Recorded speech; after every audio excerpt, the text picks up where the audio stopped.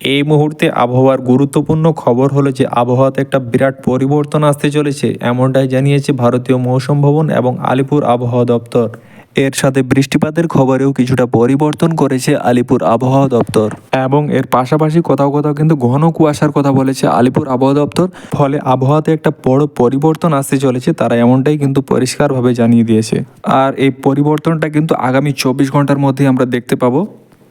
অর্থাৎ গত কয়েকদিন ধরে যে ঠান্ডার পরিস্থিতি চলছে, একদম কনকনে ঠান্ডা, সেটা কিন্তু বলছিলাম আগামী কয়েকদিন ধরে যে একটা চেঞ্জ আসবে। তো এই চেঞ্জটা কিন্তু আগামী 24 ঘন্টার মধ্যে কিন্তু আমরা দেখতে পাবো। অর্থাৎ শীতের আমেজটা আবার চলে যাওয়ার মতো অবস্থা, অর্থাৎ হালকা করে গরম ভাব কিন্তু লক্ষ্য করা যাবে পশ্চিমবাংলার বুকে।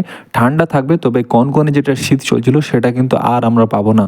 মূলত শনিবার এবং রবিবার এই দিনগুলোতে কিন্তু আবহাওয়া চেঞ্জের কথা বলেছিলাম আপনাদেরকে আগে থেকেই, কারণ এই সময়টাতে অনেকটা মেঘযুক্ত আকাশ থাকছে এবং পশ্চিমী ঝঞ্ঝা আসছে, যার ফলে অনেকটা জলীয় বাষ্প কিন্তু আসছে আমাদের পশ্চিমবাংলার সংলগ্ন এরিয়াতে। তো এর ফলেই মূলত এই পরিবর্তনটা কিন্তু আসবে।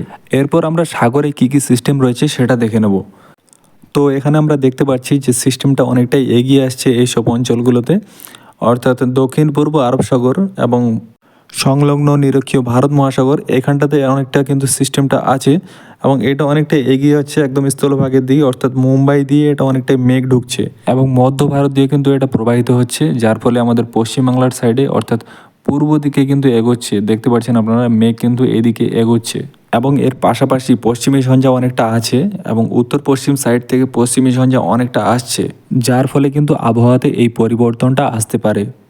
তো আপাতত আপনার এলাকায় ঠান্ডা কেমন চলছে এখন, অর্থাৎ যখন আপনি দেখছেন ভিডিওটা তখন ঠান্ডা কেমন চলছে সেই আপডেটটা আপনারা এই ভিডিওর কমেন্ট বক্সে দেবেন এবং আপনার এলাকার নামটাও কমেন্ট বক্সে দেবেন, তাহলে আমিও আপনার এলাকার আপডেটটা পেয়ে যাব। আর ভিডিওটা শুরু থেকে শেষ পর্যন্ত দেখবেন, তাহলে আশা করছি আপনাদের ভালো লাগবে। আর ভালো লাগলে ছোট্ট করে একটা লাইক করে দেবেন, আর চ্যানেলে নতুন হয়ে থাকলে চ্যানেলটাকে সাবস্ক্রাইব করে রাখার জন্য অনুরোধ থাকলো আপনাদের কাছে। তো প্রথমে আমরা দেখব ভারতীয় মৌসুম ভবন যে 21 তারিখের আপডেটটা দিয়েছিল সেখানে কি বলা হয়েছে। তো প্রথমে ভারতীয় মৌসুম ভবনের অবজারভেশন অনুযায়ী কিন্তু এখানে মিনিমাম টেম্পারেচারটা দেওয়া হয়েছে।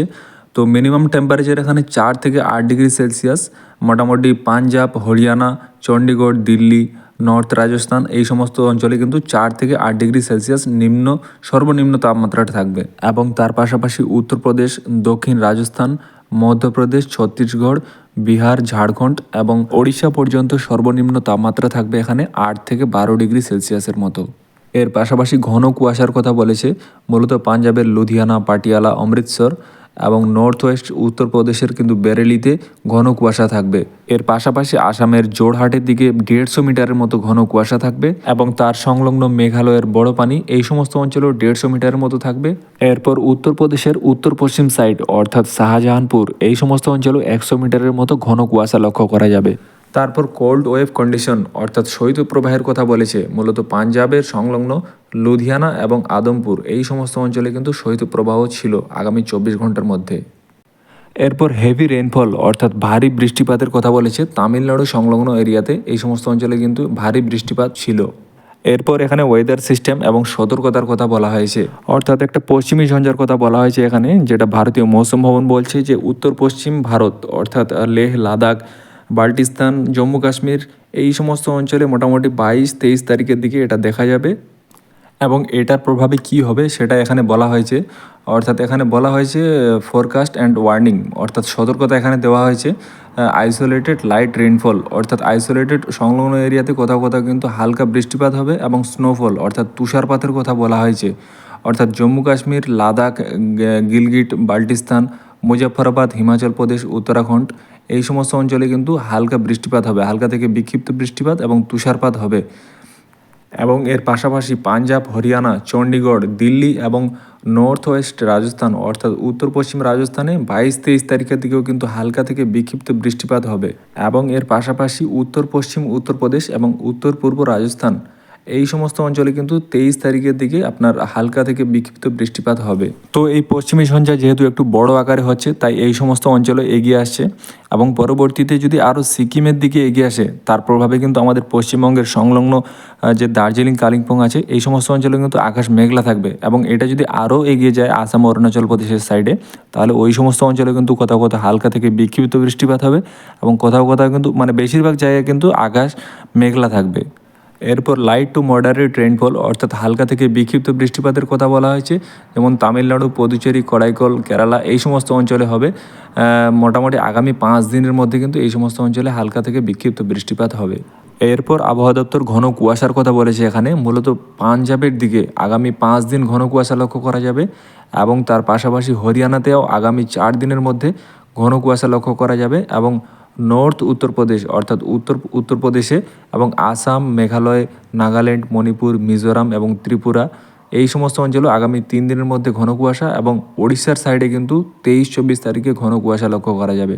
এরপর আবহাওয়া দপ্তর মিনিমাম টেম্পারেচার অর্থাৎ সর্বনিম্ন তাপমাত্রা কিন্তু বেড়ে যাওয়ার কথা বলেছে, মূলত নর্থ ওয়েস্ট এবং ইস্ট ইন্ডিয়া অর্থাৎ আমাদের এই পশ্চিমবঙ্গ, তার সংলগ্ন বিহার, ওড়িশা এই সমস্ত অঞ্চলে আগামী 3 দিনের মধ্যে কিন্তু 2 থেকে 3 ডিগ্রি তাপমাত্রা বেড়ে যাবে।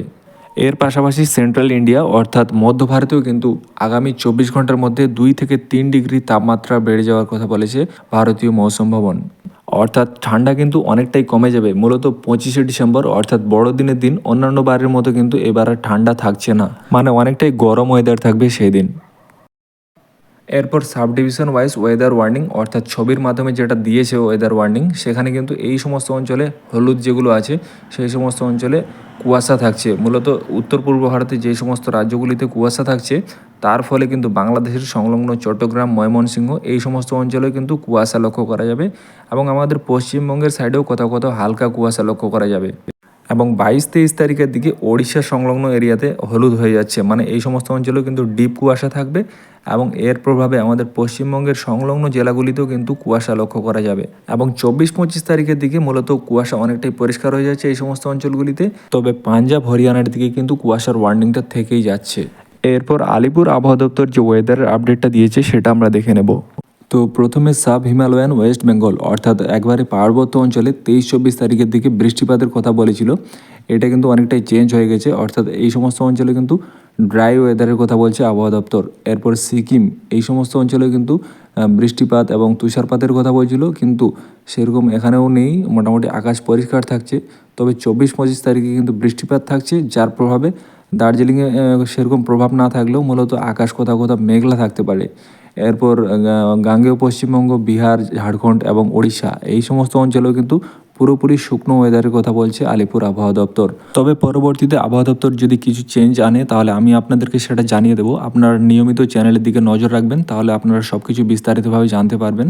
এরপর তাপমাত্রার ক্ষেত্রে আলিপুর আবহাওয়া দপ্তর একই কথা বলছে যে 2 থেকে 3 ডিগ্রি তাপমাত্রা বেড়ে যাবে আগামী 3 দিনের মধ্যে। এরপর কুয়াশার কথা বলা হয়েছে এখানে, মূলত 21 তারিখের দিকে ওড়িশার সাইডে এখানে কুয়াশা লক্ষ্য করা গেছিলো এবং গাঙ্গেয় পশ্চিমবঙ্গের সাইডে 22-23 এই দুটো তারিখে কিন্তু কুয়াশা লক্ষ্য করা যাবে। এরপর মেঘমালা মোড়ের দিকে যদি আমরা লক্ষ্য করি তাহলে আমরা দেখতে পাচ্ছি যে আরব সাগর থেকে সোজা এদিক দিয়ে একটা মেঘ যাচ্ছে, যার ফলে কিন্তু আকাশ মেঘাচ্ছন্ন থাকছে এবং পশ্চিমী ঝঞ্ঝা ঢুকছে 22-23 তারিখের দিকে, যার ফলে লেহ, লাদাখ, বাল্টিস্তান, মুজাফফরাবাদ, জম্মু কাশ্মীর, এর পাশাপাশি রাজস্থান, হরিয়ানা, তার পাশাপাশি উত্তরপ্রদেশ এবং দিল্লি সংলগ্ন এরিয়াতে এবং হরিয়ানা এবং কিছুটা রাজস্থানের সাইডেও কিন্তু বৃষ্টিপাত একটা ঘটাচ্ছে। এবং এই মেঘ প্রবাহের ফলে আমাদের পশ্চিমবঙ্গের আকাশেও অনেকটা মেঘাচ্ছন্ন আকাশ লক্ষ্য করা যাচ্ছে এবং এটা মোটামুটি 23-24 তারিখের দিকে আপনার সিকিম বরাবর এগিয়ে আসছে, অর্থাৎ উত্তর পূর্ব ভারতের দিকে এগিয়ে আসছে এবং যার ফলে আমাদের সংলগ্ন দার্জিলিং, কালিম্পং এই সমস্ত অঞ্চলে কিন্তু আকাশ মেঘাচ্ছন্ন থাকছে। এবং যেহেতু জলীয় বাষ্প থাকছে তাই আমাদের পশ্চিমবাংলা সহ উত্তর পূর্ব ভারতের যেসব রাজ্যগুলি আছে সেই সমস্ত অঞ্চল অর্থাৎ মেঘালয়, আসাম, অরুণাচল প্রদেশ এই সমস্ত অঞ্চলেও কিন্তু আকাশ কুয়াশাচ্ছন্ন থাকবে এবং তার পাশাপাশি বাংলাদেশের বেশ কিছু অঞ্চল অর্থাৎ সিলেট, মৌলভীবাজার, চট্টগ্রাম, চিটাগং এই সব অঞ্চলেও কিন্তু কুয়াশাচ্ছন্ন থাকবে। তো আপাতত মোটামুটি এই সব অঞ্চলের আবহাওয়া এরকমই থাকবে। আর আবহাওয়ার আপডেটটা পেয়ে যদি আপনাদের ভালো লাগে তাহলে ছোট্ট করে একটা লাইক করে রাখবেন, আর চ্যানেলে নতুন হয়ে থাকলে চ্যানেলটাকে সাবস্ক্রাইব করে রাখবেন, তাহলে প্রতিদিনের আবহাওয়া সংক্রান্ত সঠিক তথ্য কিন্তু আপনারা প্রতিদিন এখান থেকে পেয়ে যাবেন। আর পুরো ভিডিওটা মন দিয়ে দেখার জন্য আপনাদের সকলকে অসংখ্য ধন্যবাদ।